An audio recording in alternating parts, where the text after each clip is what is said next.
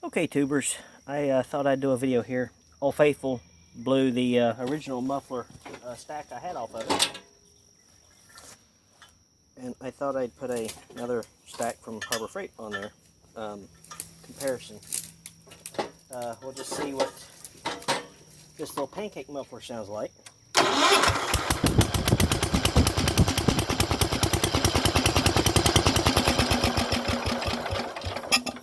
And now we're going to see what the stack sounds like. Okay, now that we got the stack put on there, let's see what it sounds like.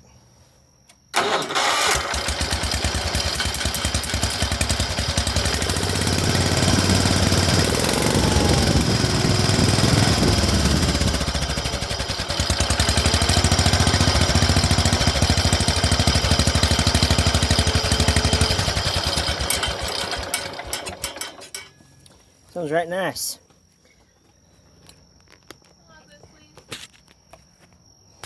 So I'll show you real quick how I done this.